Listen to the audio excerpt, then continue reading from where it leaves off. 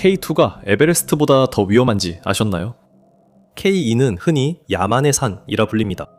그곳은 가장 숙련된 등반가들조차도 끊임없는 폭풍과 가파르고 얼어붙은 경사, 그리고 오싹한 현실에 맞서야 하는 곳입니다. 실수할 여지가 없습니다. 수천 명이 도전했고 많은 이들이 성공한 에베레스트와 달리 K2는 훨씬 더 위험하고 치명적인 도전으로 남아 있습니다.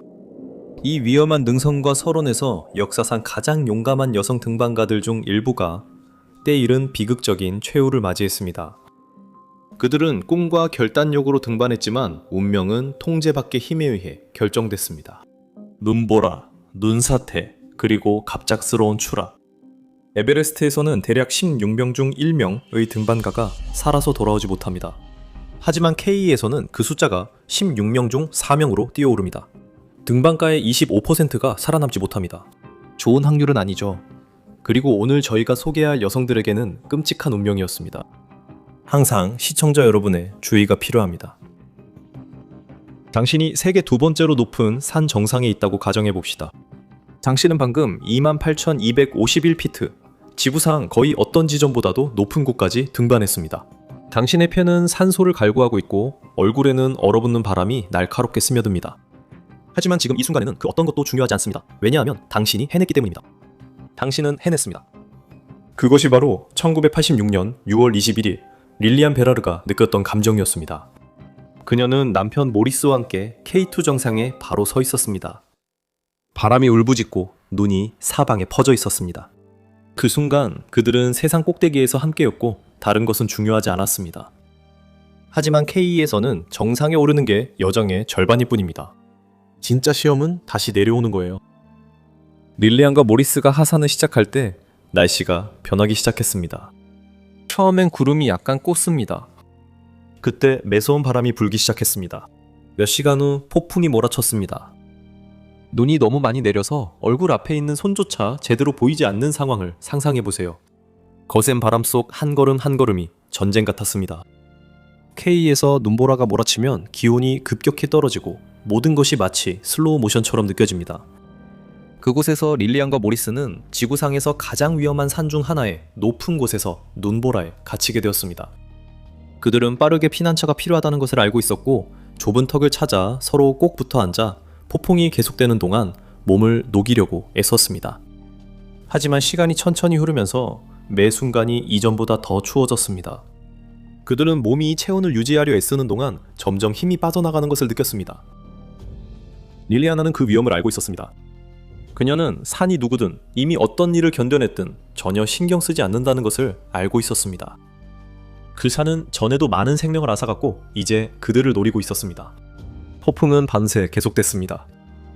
그래서 아침이 되어도 그들은 여전히 갇혀 있었고 지쳐 있었으며 얼어붙을 듯 추웠습니다. 그들은 다시 움직이려고 했지만 추위가 너무 심했습니다. 릴리안의 몸이 점점 기능을 잃어가고 있었습니다. 그녀는 발을 거의 들 수조차 없었습니다. 바람이 사방에서 그들을 세차게 밀어내며 걸음을 내디딜 때마다 뒤로 밀었습니다. 결국 어느 순간 릴리안은 쓰러질 수밖에 없었습니다. 그녀는 세게 넘어졌고 순식간에 눈이 그녀를 덮었습니다. 모리스가 바로 옆에 있었지만 시야를 가리는 폭풍이 그들을 갈라놓았습니다. 그녀는 소리쳐보려고 했지만 그녀의 목소리는 바람의 굉음에 묻혀버렸습니다. 그녀는 일어나려 했지만 몸이 움직이지 않았습니다. 그 자리에 누워 뼛속까지 스며드는 차가움 속에서 여기서 못 나갈 수도 있다고 상상해보세요. 그녀가 무슨 생각을 하고 있었는지 누가 알겠습니까? 우리가 아는 것은 그녀의 마지막 순간에 그녀는 혼자였고 주변에는 바람과 눈밖에 없었다는 사실입니다. 폭풍이 지나간 뒤 구조대원들은 릴리안의 얼어붙은 시신을 그녀가 떨어진 바로 그 바위 턱에서 발견했습니다. 하지만 그녀의 남편 모리스는 실종 중이었습니다. 며칠이 몇 주가 지났지만 그의 흔적은 없었습니다. 구조대원들은 폭풍이 그를 얼마나 멀리 떠밀었는지 궁금해했습니다. 그의 시신이 결국 사람들이 예상했던 것보다 훨씬 더 산 아래에서 발견되기까지는 무려 12년이 걸렸습니다. K 역시 그의 아내처럼 그에게 자비를 베풀지 않았습니다. 릴리안 바나드는 K 정상에 오른 소수 여성 중 한 명이었습니다. 하지만 그 산은 그녀가 내려오기 전 그녀의 생명을 앗아갔습니다.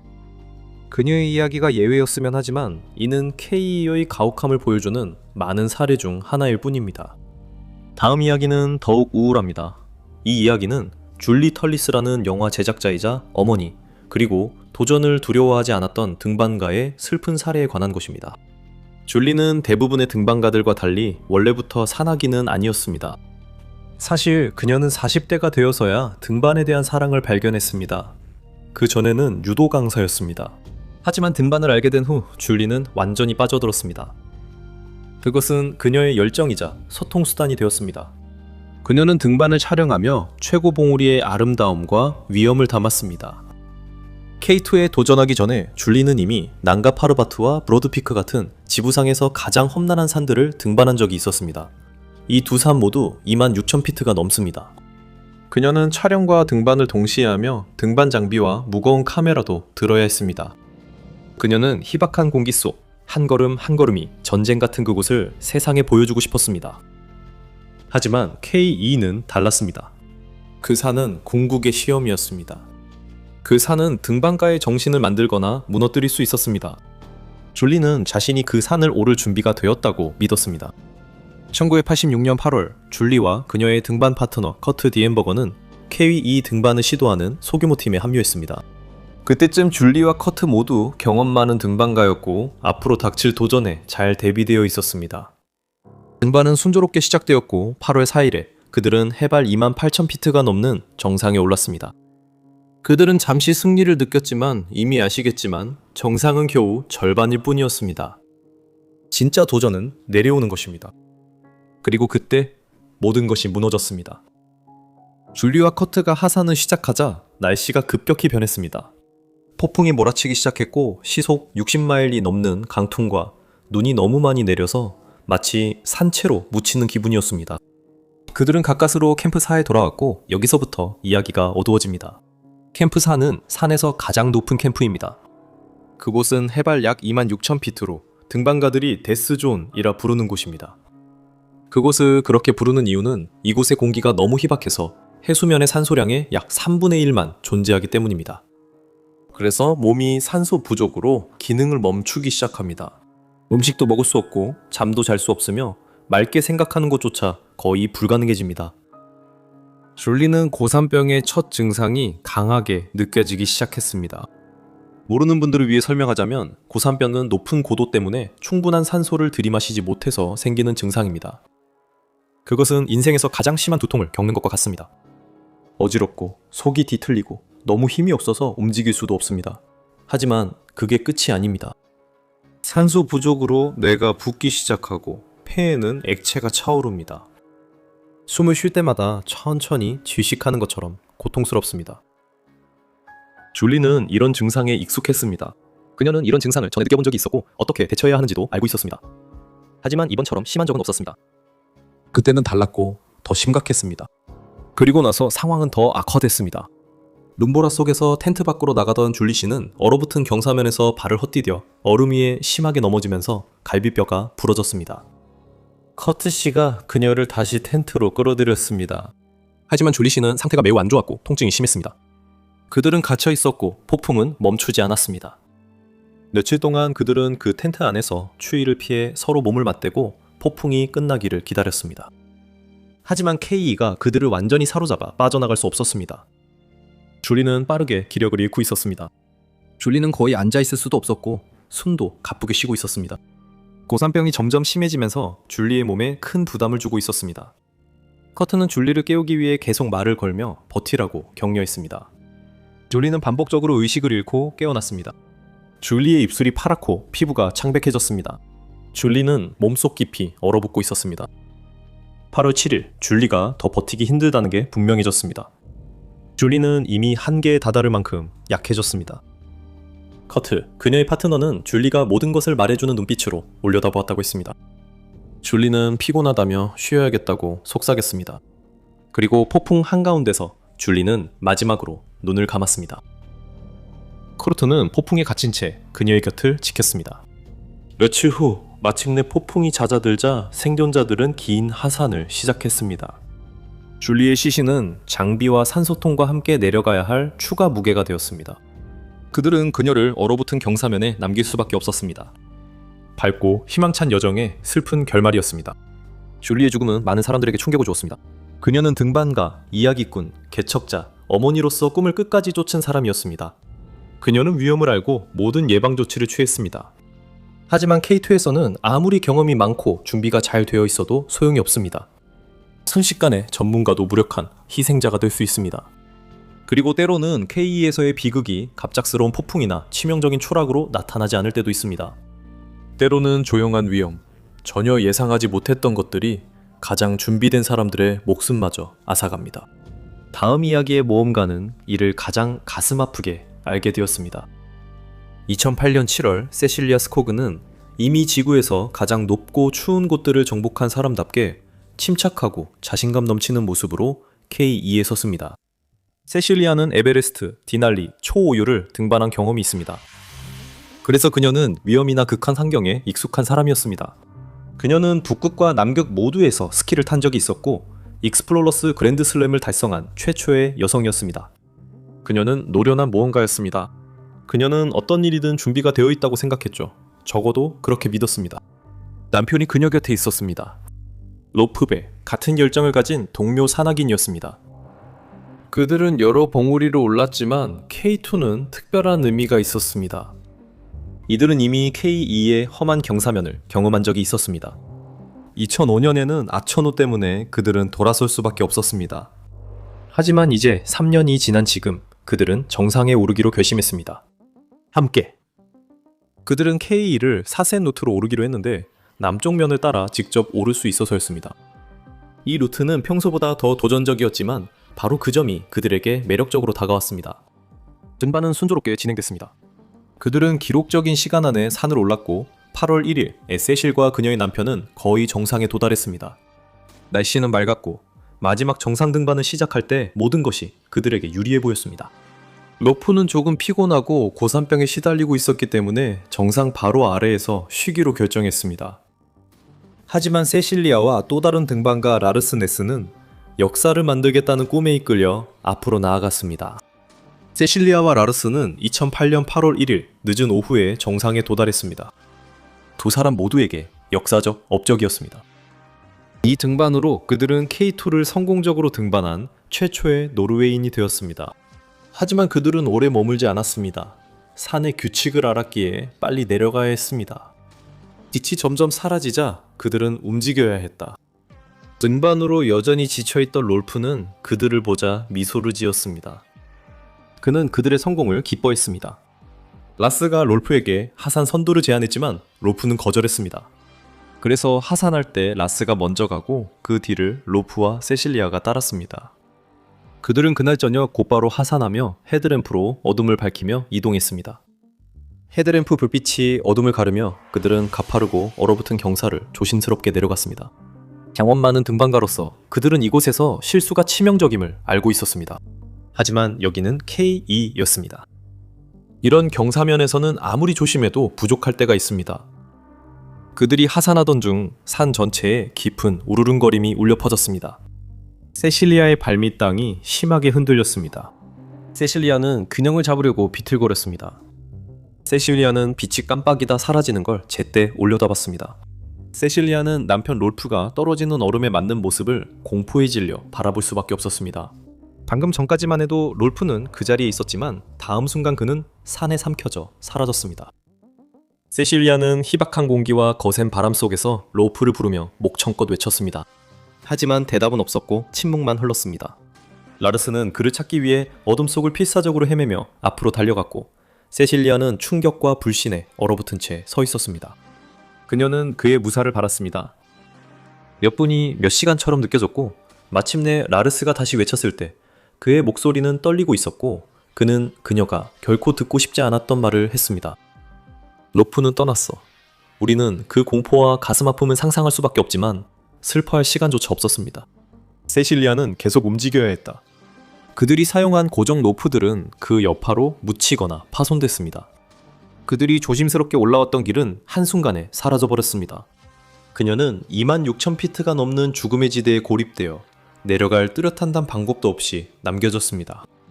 그녀는 억지로 한 걸음 또 한 걸음을 내디뎠습니다. 그녀는 충격과 두려움을 아는 채 오직 한 가지, 하산에서 살아남는 것에만 집중했습니다. 시간은 천천히 고통스럽게 흘러갔고 세실리아는 K2를 내려갔습니다. 그녀의 힘은 점점 약해지고 있었습니다.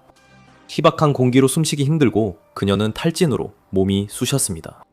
하지만 그녀는 멈출 수 없었습니다. 계속 움직여야만 살아남을 수 있다는 걸 알았으니까요. 그래서 그녀는 산에 매달린 채 어둠 속에서 조심스럽게 내려갔습니다. 한 번의 실수로 모든 것이 끝날 수 있다는 걸 알면서도요.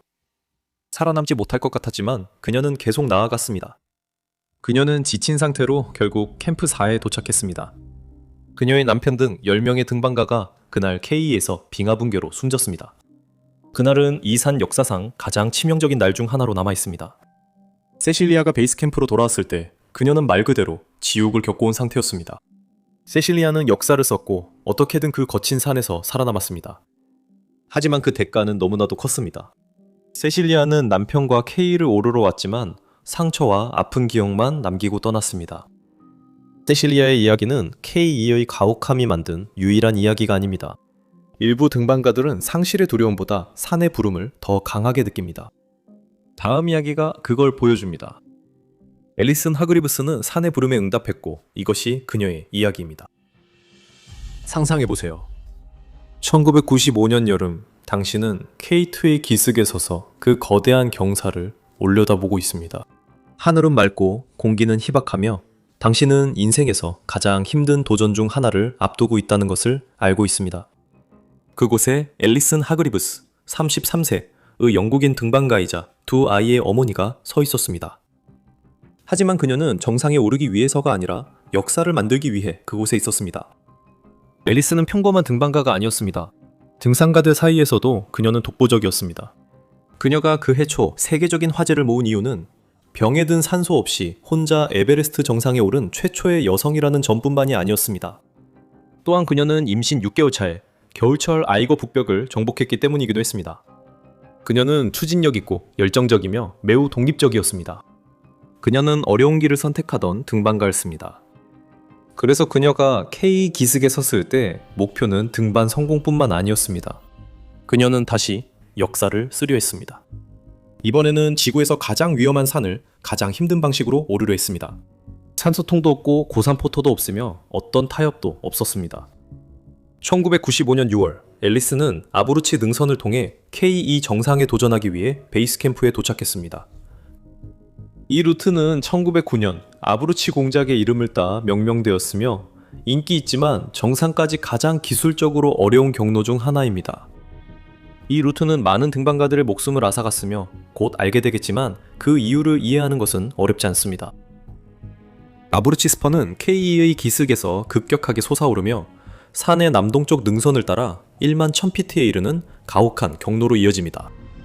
이 루트는 힘과 지구력뿐만 아니라 엄청난 기술과 강철 같은 신경을 요구하는 가혹한 길입니다. 이 루트는 하우스의 굴뚝에서 시작합니다. 이 굴뚝은 2000피트 높이의 거의 수직인 암벽과 얼음벽으로 1938년 미국인 등반가 빌 하우스의 이름을 땄습니다. 등반가들은 크램폰과 아이스엑스로 몸을 끌어올려야 합니다. 이 구간은 너무 힘들어 건강하고 결연한 사람만 통과할 수 있습니다. 그리고 그건 시작일 뿐입니다. 하우스 굴뚝을 지나면 상황이 더 힘들어집니다. 다음은 블랙 피라미드라고 불리는 구간입니다. 이곳은 불가능해 보일 정도로 날카롭고 헐거운 바위들이 튀어나와 미로를 이루고 있으며 유리보다 더 미끄러운 얼음판도 있습니다. 한 걸음 한 걸음 조심해야 하고 손으로 잡는 것도 모두 확인해야 합니다. 한번 미끄러지거나 바위가 흔들리면 그걸로 끝입니다. 대부분의 등반가들은 한 걸음씩 오르며 극한의 긴장을 느낍니다. 추락 시 수천 피트 아래로 떨어질 수 있기 때문입니다. 하지만 앨리스는 이에 굴하지 않았습니다. 그녀는 계속 앞으로 나아갔고 산을 꾸준히 올라가면서 시선을 정상에 고정시켰습니다. 그러나 그 여름 날씨는 그녀를 도와주지 않았습니다. 폭풍이 날마다 산을 강타했고 등반가들은 반복해서 후퇴할 수밖에 없었습니다. 그녀의 팀 동료이자 영국인인 앨런 힌키스는 일찍 날씨가 잠시 좋아진 틈을 타 정상에 오를 수 있었고 곧이어 날씨는 더 악화되었습니다. 하지만 앨리스는 서두르지 않았다. 그녀는 인내심이 많고 신중했습니다. 그녀는 K2가 평범한 산이 아님을 알고 있었습니다. 8월 6일까지 앨리스는 캠프 3에 2번, 캠프 4에 1번 올랐습니다. 그녀가 올라갈수록 날씨가 더 나빠졌습니다. 그녀는 26,000피트 상공에서 멈췄습니다. 그녀의 팀 대부분은 짐을 싸서 집으로 돌아가기로 했지만 그녀와 원정대장 롭 슬레이터는 남아서 다시 한번 도전하기로 결정했습니다. 대부분의 등반가들은 베이스 캠프를 떠났지만 다른 팀의 몇몇 등반가들도 남아있었고 모두 정상에 오를 마지막 기회를 바라고 있었습니다. 8월 9일 그들은 잠시 날씨가 좋아지는 틈을 보고 이를 재빨리 활용하기로 결정했습니다. 이번에는 정상까지 오르는 것이 계획이었습니다. 하지만 캠프 3에 도착하자마자 참사를 마주했습니다. 눈사태가 텐트를 모두 휩쓸었습니다. 대부분 산에서는 이는 실수이자 잘못된 장소에 캠프를 쳤다는 뜻입니다. 하지만 여기는 K2입니다. 여기에는 안전한 장소가 없습니다. 눈사태는 어디서든 언제든 일어날 수 있습니다. 앨리슨과 다른 등반가들은 눈 속에 묻힌 장비를 찾기 위해 1시간 넘게 수색을 했습니다. 필요한 장비를 찾은 후 그들은 캠프 4로 이동해 8월 11일 무사히 도착했습니다. 다행히도 캠프 4는 여전히 무사했습니다. 8월 12일은 맑고 아름다운 날이었습니다. 정상 등반을 시도하기에 완벽한 날이었지만 전날의 등반으로 너무 지쳐 있었습니다. 그래서 그들은 휴식을 선택했습니다. 다음날 8월 13일 새벽 2시였습니다. 앨리슨과 10명의 등반가들이 정상에 올랐습니다. 처음부터 등반에는 문제가 있었습니다. 눈이 불안정했고 날씨도 불안해 보였습니다. 5명의 등반가들은 병목 협곡에 도달하기 전에 돌아가기로 결정했습니다. 병목 코라르는 거대한 세락 아래를 통과해야 하는 좁고 위험한 구간으로 불안정한 날씨 조건에서는 언제든지 무너질 수 있습니다. 여기가 K2에서 운에 맡기는 구간임을 실감합니다. 되돌아간 등반가 중 한 명은 에베레스트의 전설인 에드먼드 힐러리 경의 아들 피터 힐러리였습니다. 그는 날씨가 심상치 않다고 판단해서 후퇴하기로 결정했습니다. 하지만 앨리스는 계속 나아갔습니다. 그녀는 에베레스트 정상까지 오르게 했던 그 똑같은 결단력에 이끌려 앞으로 나아갔습니다. 그리고 오후 6시 17분 그녀는 마침내 K2 정상에 올랐습니다. 그녀는 해발 28,251피트, 지구상에서 가장 높은 지점 중 하나에 서 있었습니다. 그녀는 이 일을 해낸 몇 안 되는 여성이며 보조산소 없이 등반한 극소수 등반가 중 한 명이었습니다. 그것은 놀라운 성취였고 평생 무엇이든 가능하다는 것을 증명하며 살아온 그녀에게 또 하나의 승리였습니다. 그녀는 그때는 전혀 알지 못했지만 남쪽에서 따뜻하고 습한 공기 덩어리가 계곡을 따라 올라오고 있었고 그것이 산의 북쪽, 중국 쪽에서 접근하는 강력한 고기압과 곧 충돌하를 하고 있었습니다. 폭풍은 오후 5시에 피터와 등반가들을 이미 강타했습니다. 그들은 K2보다 약 2000피트 낮은 인근 브로드피크를 하산하고 있었습니다. 갑자기 그는 시속 80에서 100마일에 달하는 강풍과 목숨을 건 사투를 벌이고 있었습니다. 그들이 급히 대피처로 달리며 공포에 질려 K를 바라보았습니다. 그들은 여전히 산 위에 있는 사람들의 모습을 볼 수 있었고 그들은 여전히 정상에 도달하려고 애쓰고 있었습니다. 보이는 사람들은 앨리슨과 다른 등반가들이었고 그들은 참사를 전혀 모른 채 계속 오르고 있었습니다. 오후 6시 17분 정상에 도달한 후 앨리슨과 다른 등반가들은 하산을 시작했습니다. 정상에서는 여전히 날씨가 맑았고 그들은 자신들에게 닥칠 일이 무엇인지 전혀 알지 못했습니다. 하지만 경험 많은 등반가로서 그들은 오래 있을 수 없다는 걸 알았습니다. 그들은 멀리 못 갔는데 폭풍이 빠르게 왔습니다.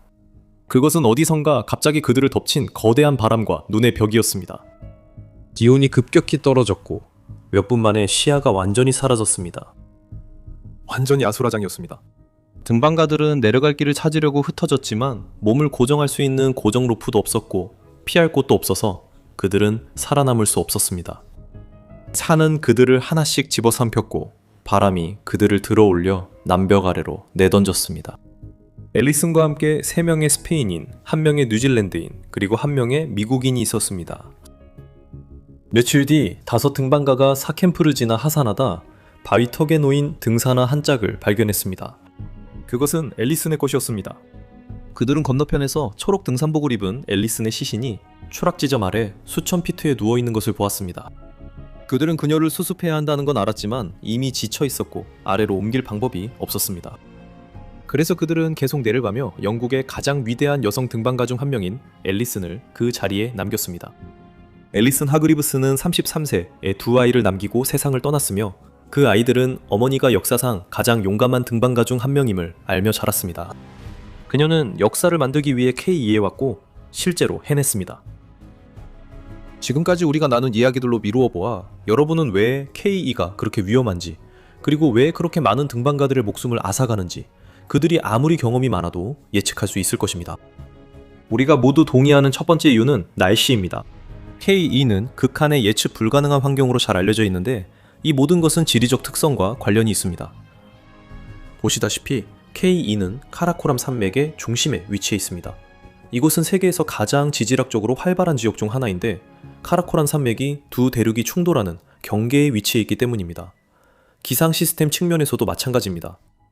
중앙아시아에서 불어오는 바람은 매서운 추위와 눈부신 눈보라를 몰고 올 수 있습니다. 한편 인도양에서 불어오는 여름 몬순은 따뜻하고 습한 공기를 계곡 위로 밀어올릴 수 있는데 이로 인해 많은 눈이 내리고 위험한 얼음 상태가 만들어질 수 있습니다.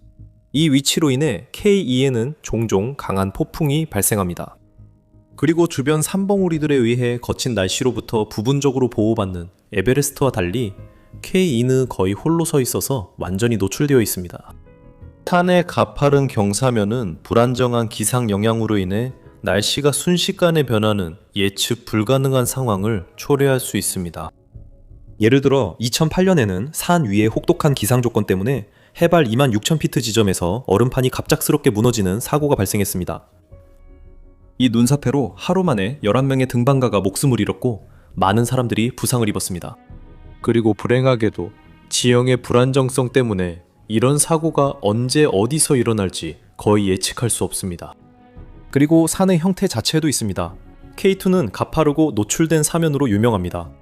다른 많은 고산들과 달리 K2는 완만한 경사나 평평한 구역이 거의 없습니다. 정상으로 가는 길은 극도로 까다롭고 등반가들은 수직의 얼음벽과 거대한 돌출된 세락을 돌아가야 합니다. 작은 실수 하나로 등반가는 수천 피트 아래로 떨어질 수 있습니다. 그리고 고도가 있습니다. 해발 28,251피트의 K2는 세계에서 두 번째로 높은 산입니다. 앞서 말씀드렸듯이 이 높이에서는 산소 농도가 해수면의 약 3분의 1 정도밖에 되지 않습니다. 여기가 바로 악령 높은 데스존입니다. 이곳에서는 인간의 몸이 산소 부족에 적응할 수 없습니다. 숨 쉴 때마다 고통이 심해져 점차 몸의 기능이 멈춥니다. 눈사태나 날씨 변화 없이도 그곳에 오래 있으면 서서히 죽게 됩니다. 등반가들은 종종 두통, 메스꺼움, 피로와 같은 심각한 고산병 증상을 겪습니다. 하지만 상황은 훨씬 더 악화될 수 있습니다. 고산 폐부종 HAPNO, 폐에 액체가 차게 만들고 고산 뇌부종 CSENR에 뇌가 부어오르게 만듭니다. 둘 다 즉시 하산하지 않으면 치명적일 수 있습니다. 또한 K2에서 하산은 말처럼 쉽지 않은 경우가 많습니다. 에베레스트에는 매 시즌 수백 명이 오르지만 K2는 인기가 훨씬 낮은 산입니다. 가장 가까운 마을까지도 며칠이나 걸리고 이 산은 대도시나 병원과도 매우 멀리 떨어져 있습니다. 이렇게 고립되어 있다는 것은 무슨 일이 잘못됐을 때, 그리고 그런 일은 자주 일어나는데 구조가 보장되지 않는다는 뜻입니다. 파견될 수 있는 헬리콥터조차도 예측할 수 없는 날씨와 명확한 착륙 지점 부족 같은 자체적인 어려움에 직면하게 됩니다. 등반가들은 등반을 시작하면 대부분 자신의 힘에 의존해야 함을 압니다. 마지막으로 K2의 극심한 추위와 강한 바람은 매우 가혹한 환경을 만들어냅니다. 동상은 흔히 발생하며 추위로 로프 클립이나 장갑 착용 등 간단한 일도 거의 불가능해질 수 있습니다. 기온이 떨어지고 바람이 강해지면 공기 자체가 몸을 꿰뚫는 듯한 느낌이 듭니다. K2에서는 당신이 내리는 모든 결정이 생과 사를 가르는 결정입니다. 무엇을 입고 어떤 장비를 챙길지, 언제 나아가거나 되돌아갈지 결정하는 것도 모두 마찬가지입니다. 이 모든 요소들이 결합되어 K2는 인간의 인내심, 기술, 그리고 의지를 시험하는 진정한 도전이 됩니다. K2는 실수를 용서하지 않는 산이며 아주 작은 실수조차 치명적일 수 있는 산입니다. 자연의 분노가 가장 강인한 등반가조차 압도할 수 있는 곳, 그들을 산의 자비에 맡기게 되는 곳입니다. 이 모든 정보를 바탕으로 K2 원정을 더 안전하게 하려면 어떻게 해야 할까요? 여러분의 의견을 듣고 싶습니다. 시청해주셔서 감사합니다. 다음 영상에서 뵙겠습니다. 항상 대담하고 용감하게 사세요.